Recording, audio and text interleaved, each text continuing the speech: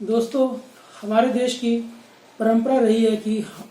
हमारे यहाँ माता पिता की तुलना भगवान से की गई है और हमारे यहाँ मर्यादा पुरुषोत्तम राम अवतरित हुए, जिन्होंने अपने माता पिता की खुशी के लिए 14 वर्ष का वनवास किया।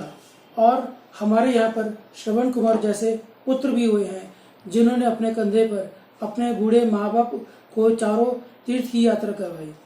आज उसी देश का यह दुर्भाग्य है जहाँ पर बेटियों को देवी समझा जाता है, जहाँ पर उनकी देवी के रूप में पूजा की जाती है। उसी देश में एक कलयुगी बेटी ऐसी भी है जो अपने 92 वर्ष के पिता को केवल अपनी उसकी जायदाद के लिए जेल भिजवाने को तैयार है। एक समय था जहाँ माता पिता अपनी बेटी का कन्यादान करके यह समझते थे कि वह किसी बड़े ऋण से मुक्त हो गए हैं, लेकिन वही आज उसी समाज में एक बेटी अपने पिता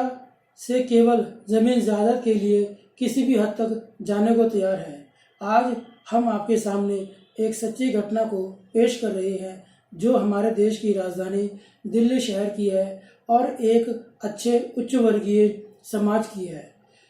लोग कहते थे कि बेटियों को शिक्षित ना बनाओ, उन्हें अपनी मर्जी से विवाह ना करने दिया जाए। जो आज इस घटना को देखकर लगता है कि लोग सही कहते थे। आज एक बेटी अपने स्वार्थ के लिए इस हद तक गिर जाएगी कि वह अपने पिता के मकान पर कब्जा कर लेगी और उसे अपने ही मकान से निकाल देगी, और इस पर भी उसकी इच्छा की पूर्ति नहीं हुई तो उसने उस पर 40 वर्ष तक मुकदमा कर दिया। और दोस्तों, आपको ये सुनकर हैरानी होगी कि यह बेटी कोई और नहीं बल्कि एक पढ़ी लिखी किसी सरकारी स्कूल की प्रिंसिपल थी, जो आज रिटायर हो चुकी है और जिसकी उम्र तकरीबन 62 वर्ष की है, और उसके पिता की आयु 92 वर्ष की है, जो आज अपने ही घर से निकलकर कहीं और रह रहे हैं और जिनको उसने कोर्ट से 1 माह की सज़ा तक करवा दी और 4 लाख का जुर्माना करवा दिया। आज हम लोग उस वृद्ध और दुखी व्यक्ति की आत्मकथा पेश कर रहे हैं ताकि लोगों को पता चल सके कि जिस बेटी को हम देवी समझते हैं वह देवी न होकर बल्कि एक डायन भी हो सकती है। इस साजिश के अंदर उस बेटी जिसका नाम रेणु कोहली है, वह एक अविवाहित स्त्री है। इस साजिश में उसके मामा जो कि मदन मोहन व मनमोहन है, जो कि समाज के एक शिक्षित व उच्च वर्ग से संबंध रखते हैं, जो एक वकील कमल चौधरी है, उसकी शय पर ये सारे कार्य किए जा रहे हैं। और वे लोग अपने लालच में इस हद तक गिर गए हैं कि उन्हें यह भी ध्यान नहीं रहा कि एक मामा का फर्ज ना निभाकर बल्कि एक कंस मामा का फर्ज निभा रहे हैं, जिसने द्वापर युग में अपने भांजे को मारने के लिए सारे प्रयत्न किए थे। वही आज ये कलयुगी मामा न केवल अपने स्वार्थ के लिए अपनी सगी भांजे की शादी नहीं होने दी और